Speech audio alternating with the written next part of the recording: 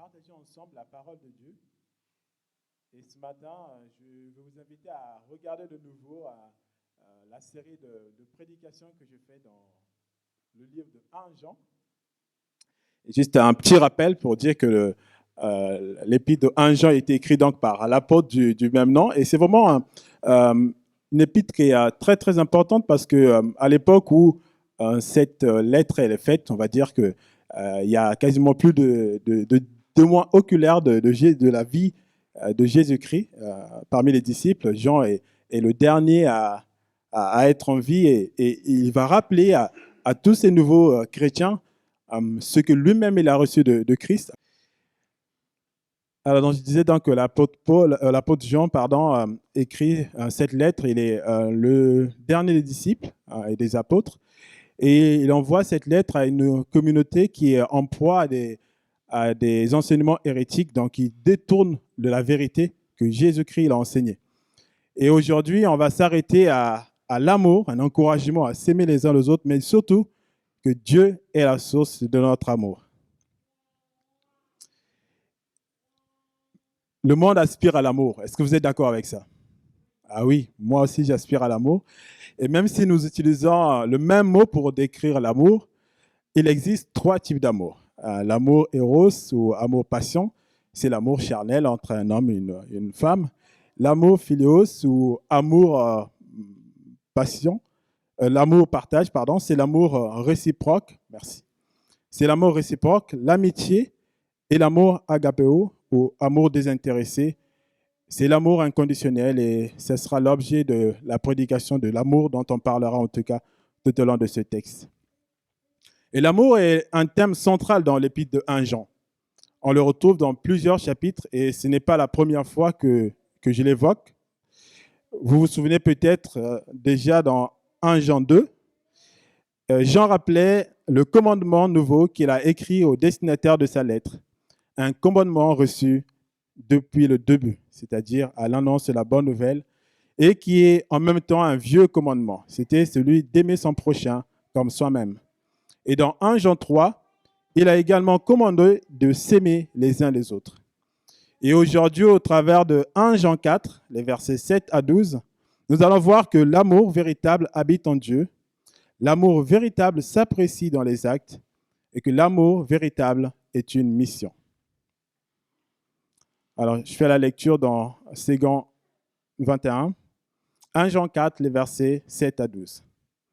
Bien-aimés, aimons-nous les uns les autres, car l'amour vient de Dieu, et toute personne qui aime est née de Dieu et connaît Dieu. Celui qui n'aime pas n'a pas connu Dieu, car Dieu est amour.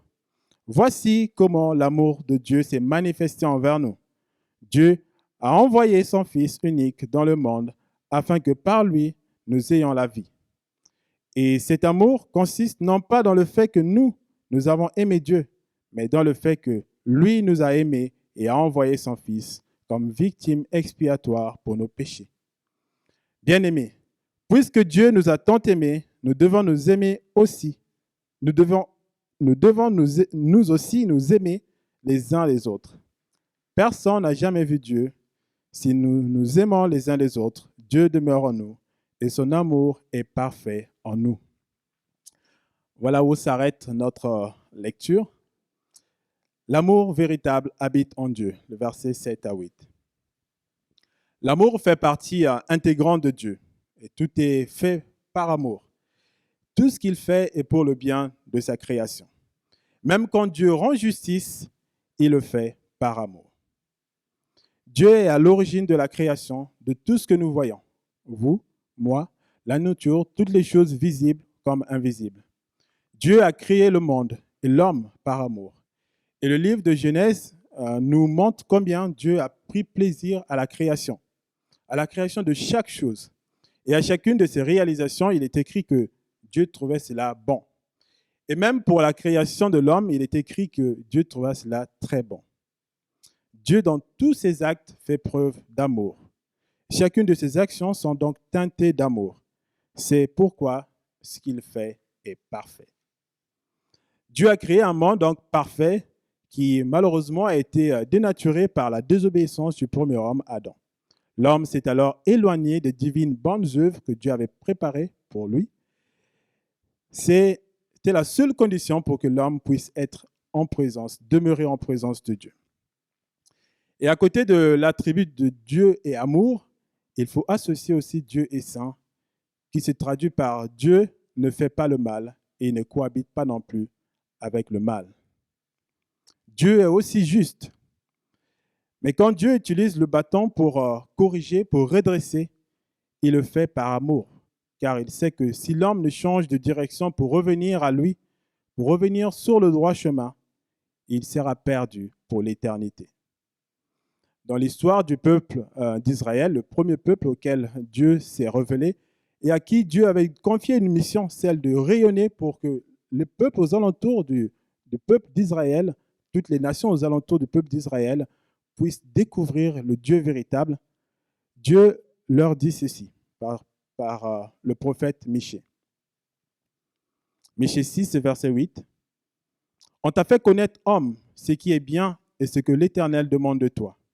C'est que tu mettes en pratique le droit, que tu aimes la bonté et que tu marches humblement avec ton Dieu. Juste pour rappeler un peu le contexte, donc Dieu fait des reproches au peuple d'Israël au travers du prophète Michée. Et en réponse, en guise de réponse, le peuple veut offrir des sacrifices à Dieu. Mais Dieu leur rappelle que ce qu'il désire, ce n'est pas des sacrifices, mais c'est des cœurs transformés pour marcher selon son cœur et ses préceptes. Dieu ne désire pas nos biens, notre argent. Son amour est totalement désintéressé. Ce que Dieu désire, c'est que ses enfants lui ressemblent et adoptent ses caractéristiques.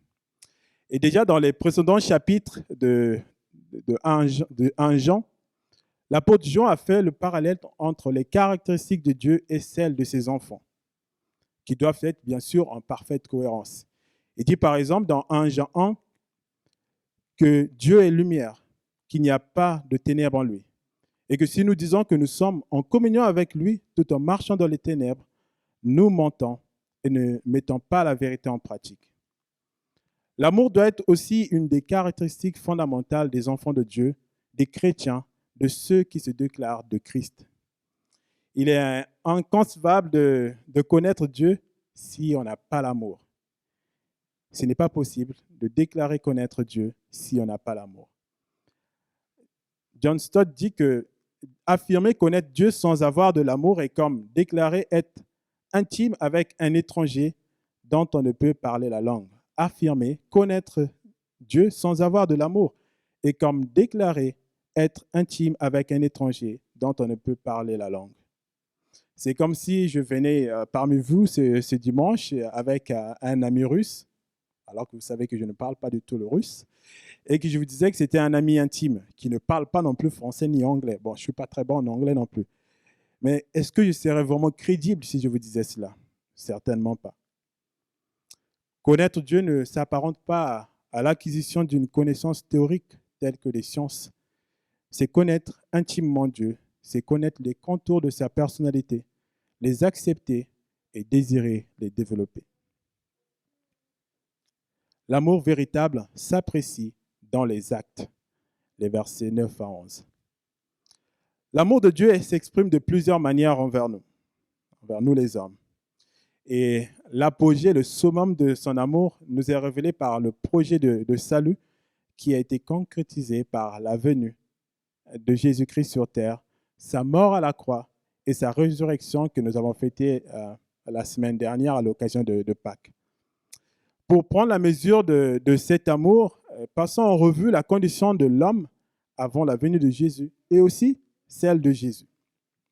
L'homme, depuis la désobéissance, comme je disais, celle d'Adam, est devenu incapable de plaire en tout temps et en tout point à son Créateur Dieu.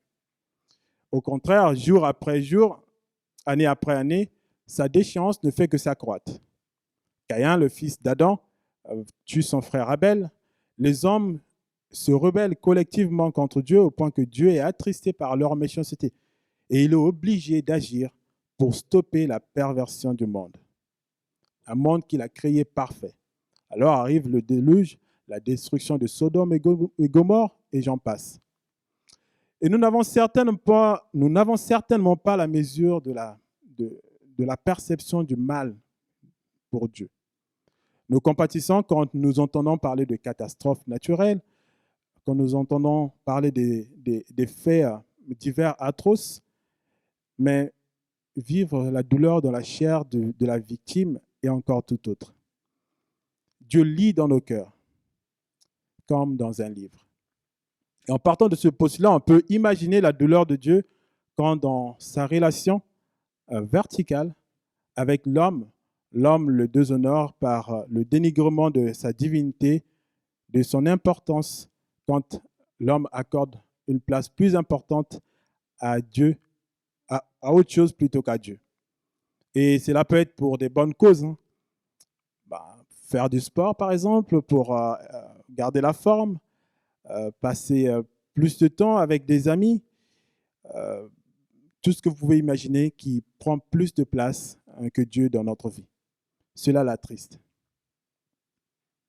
Imaginez que vous soyez inventeur, que vous ayez pris soin de créer quelque chose qui vit, qui vous fait vraiment plaisir. Mais qu'au final, cette chose finit par se rebeller, devient incontrôlable, qui ne veut plus se laisser contrôler par vous. Je pense que c'est quelque chose qui vous attristerait également. De même, imaginons la peine de Dieu quand, dans sa relation horizontale de l'homme avec l'homme, l'homme fait le mal à son prochain.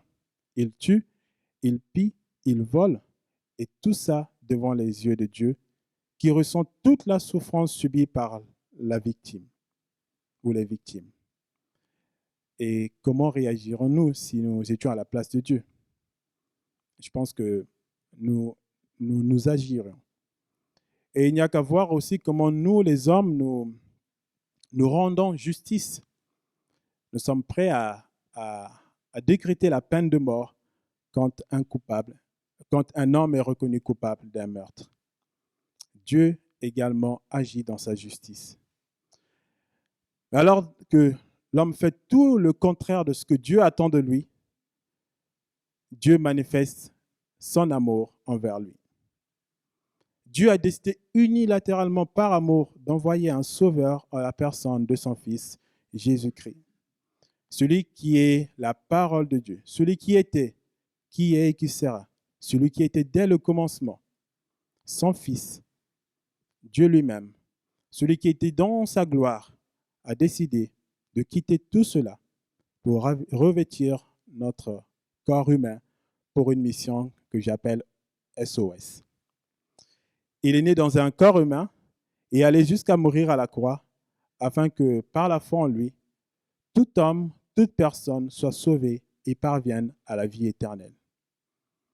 Et Jésus a pleinement accompli la mission que Dieu lui avait confiée, malgré le rejet des hommes, la souffrance, l'humiliation, comme nous l'avons lu vendredi dernier, vendredi saint, la semaine dernière, dans Jean 18, Jésus devant le souverain sacrificateur et aussi devant Pilate. Jésus est la victime expiatoire, c'est-à-dire que c'est la victime qui se substitue au coupable, de sorte que la sentence qui devait retomber sur le coupable retombe sur lui. C'est lui qui porte le poids de nos fautes, qui les repart et nous accorde le pardon. Hébreux 2, 17 dit ceci. C'est pourquoi il, donc Jésus, devait devenir en tout temps, en tous semblable à ses frères, afin d'être leur grand prêtre plein de bonté et fidèle au service de Dieu pour assurer le pardon des péchés du peuple.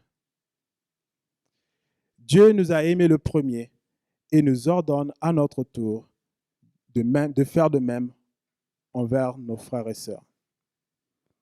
Un amour sacrificiel. Et l'amour sacrificiel ne veut pas dire qu'il faut que nous aussi nous mourions à la croix comme Christ l'a fait pour nous, du tout. Mais il consiste à rechercher l'intérêt de l'autre, voir son prochain comme soi-même, même quand il ne mérite pas l'amour.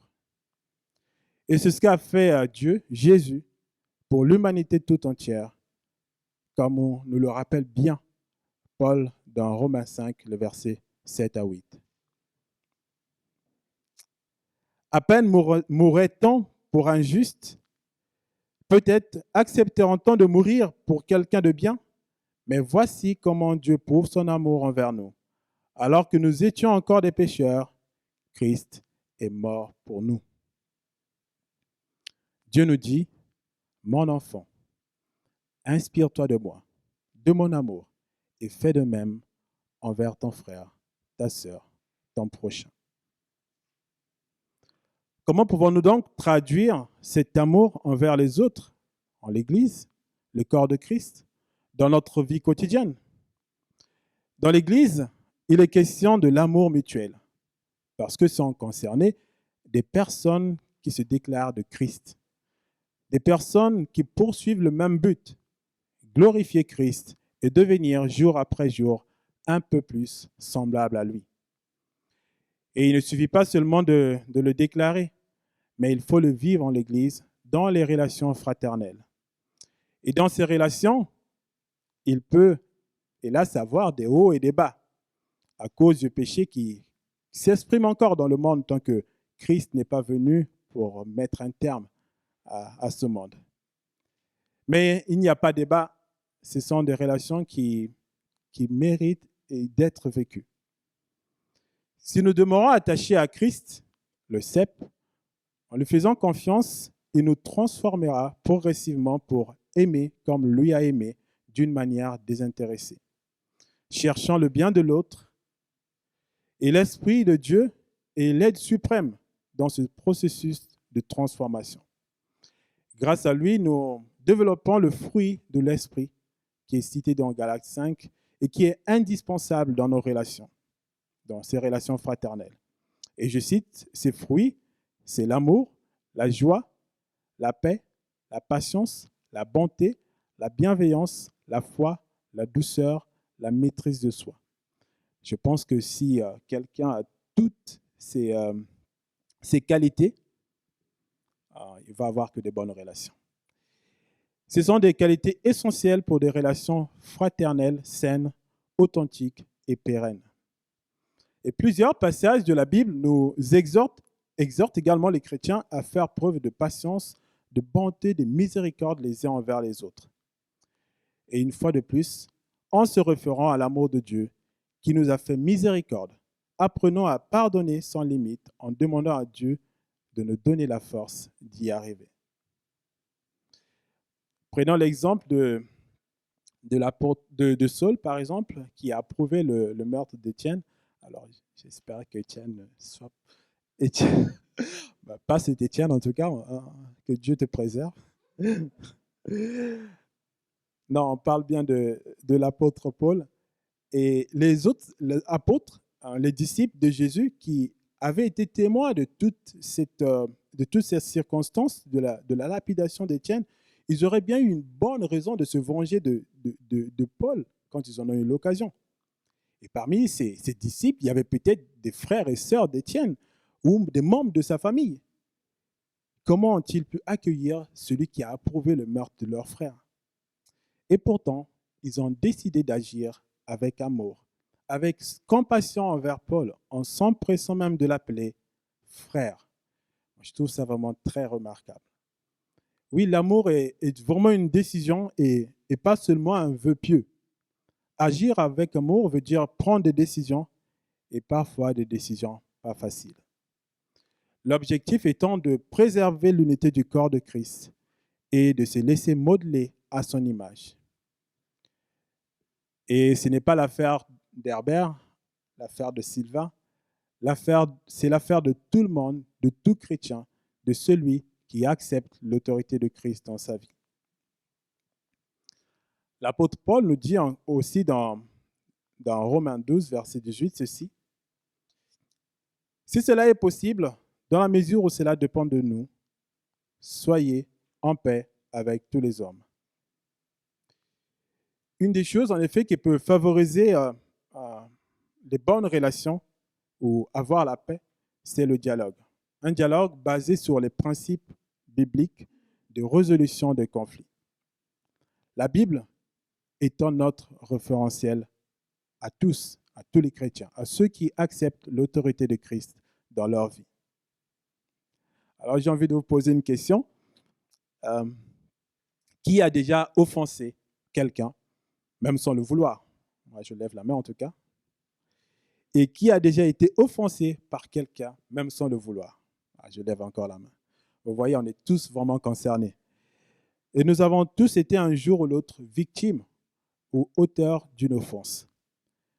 Mais imaginez que nous nous sentions offensés par les propos de quelqu'un. Et plutôt que de ruminer l'herbe amère au point d'endurcir notre cœur, nous pourrions décider d'échanger avec la personne. Nous pourrons jouer alors ce que j'appelle moi le jeu de la substitution.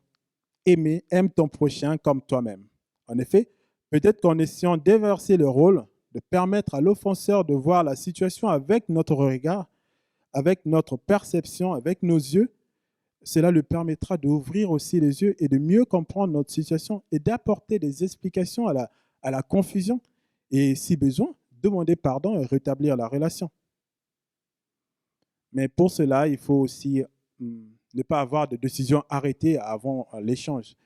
Il ne faut pas avoir d'idées préconçues et avant la rencontre. Au contraire, pour que l'échange puisse permettre de rétablir la relation, il faut être prêt aussi à pardonner.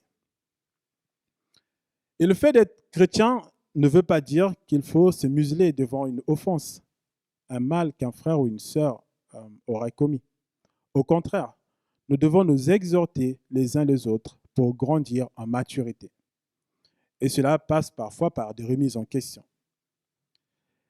Mais quand bien même la faute dans la relation serait avérée, Dieu nous demande d'agir avec amour, chercher l'intérêt de l'autre et être prêt à pardonner.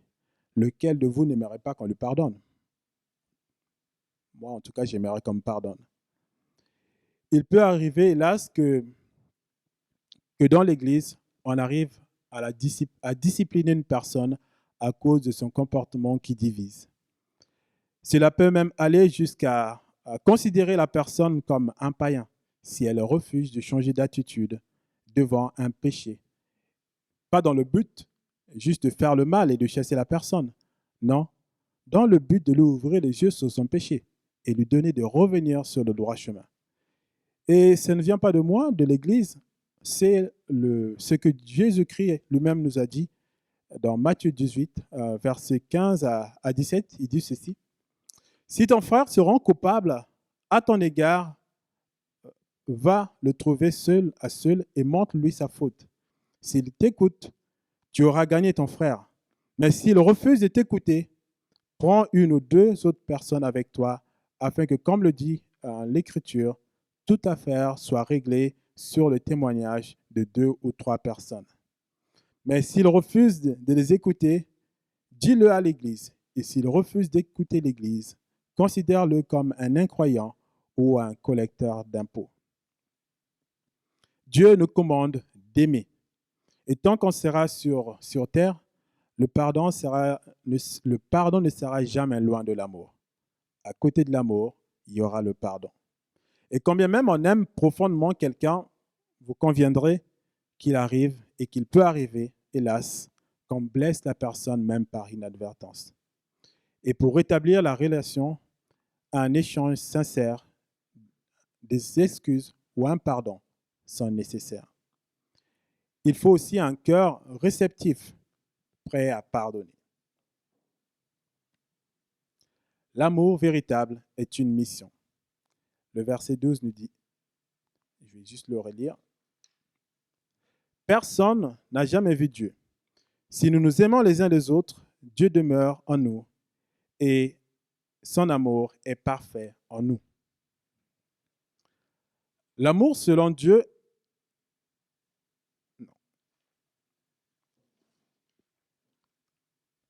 l'amour selon Dieu doit aussi s'exprimer dans nos relations avec les non-chrétiens. Dieu a dit, aime ton prochain comme toi-même. Et notre prochain, ce n'est pas seulement notre frère et sœur en Christ, mais toute personne créée à l'image de Dieu. Ainsi, tout ce qu'on peut dire dans les relations entre frères et sœurs chrétiens l'est aussi valable pour les relations avec les non-chrétiens à un détail près. Nous n'avons pas le même référentiel pour résoudre nos différends, nos incompréhensions.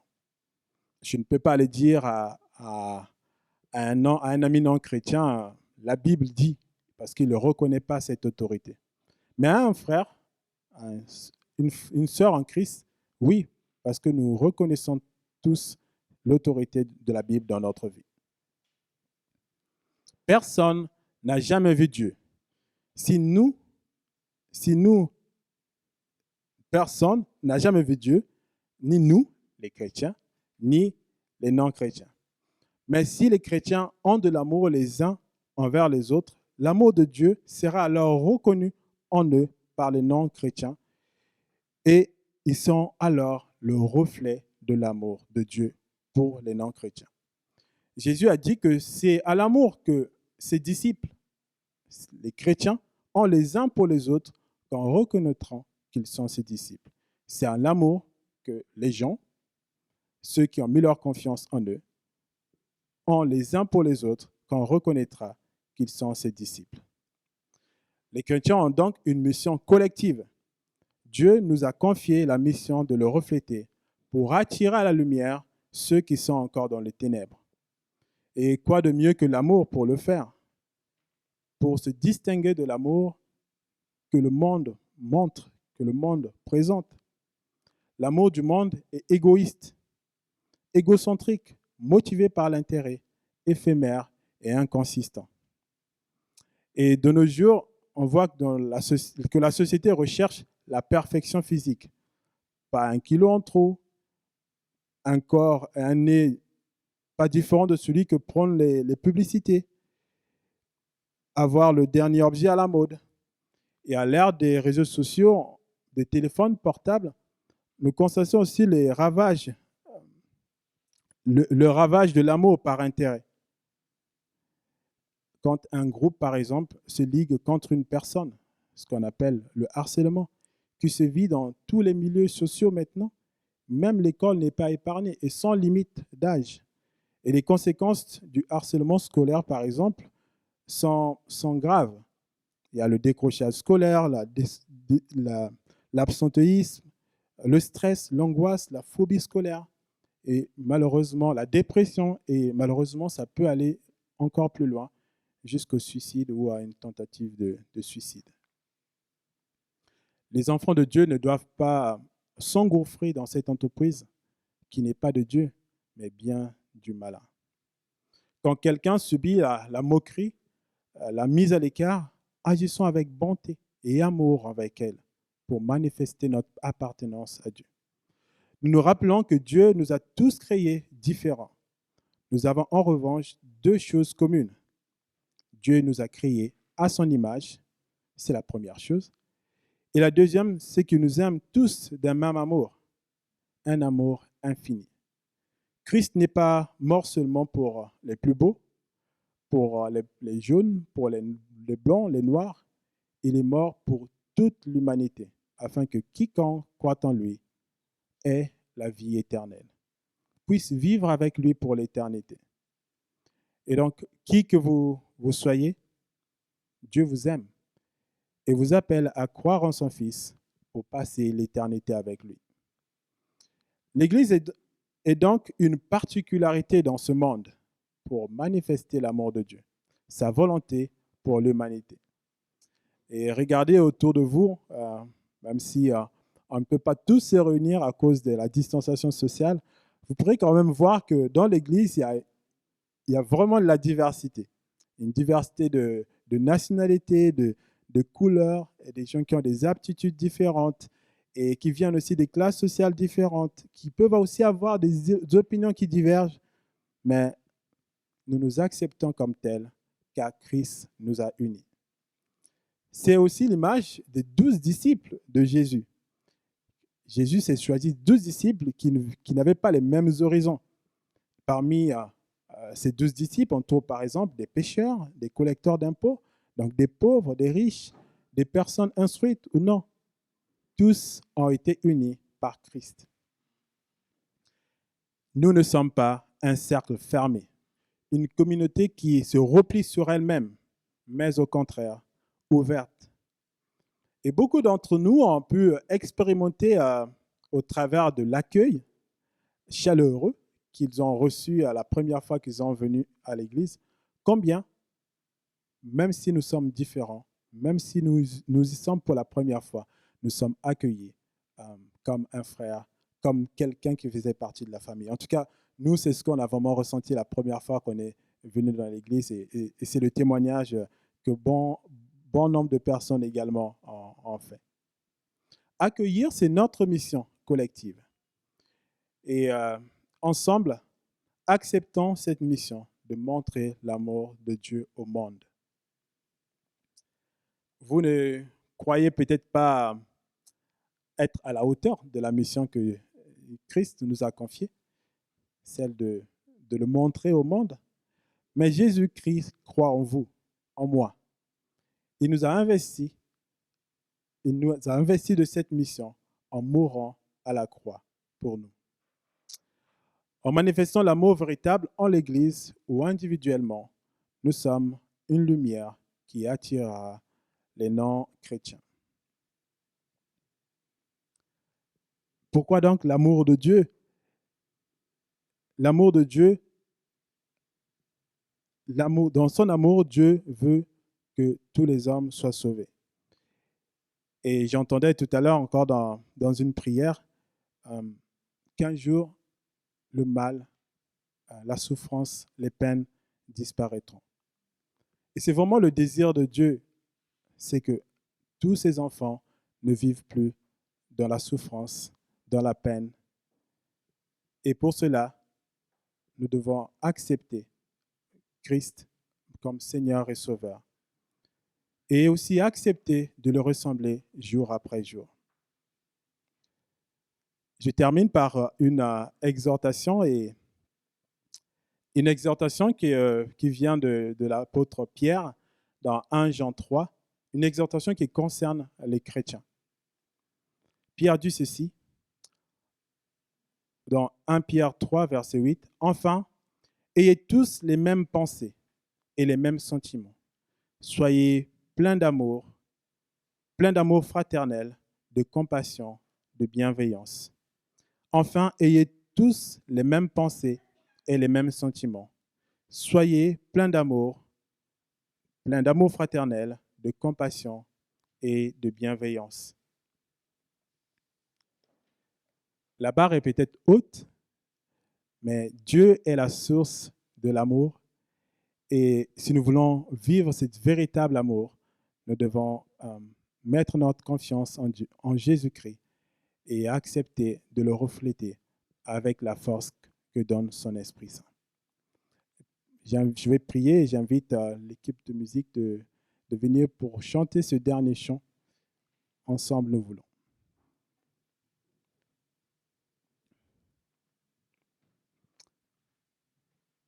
Seigneur Jésus, tu es la source de l'amour qui a été manifestée par la création et bien plus encore la création par le don de ta vie à la croix.